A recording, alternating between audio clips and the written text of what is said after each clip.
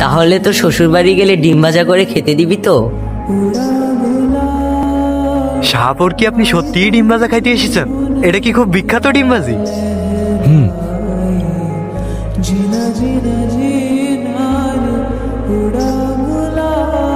আপনারা কারা? আমরা অনেক দূর থেকে আসছি আপনার ডিম বাজি খাবো বলি। কি? এটা কি সোহেল মির্জার বাড়ি? হ্যাঁ, উনি তো আমার বড় ভাই। উনি আমার দুলা ভাই।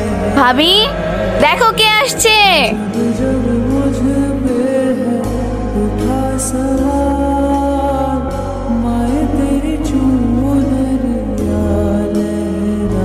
জান্নাত, কেডা এটা? আমার ভাই মান্নাত।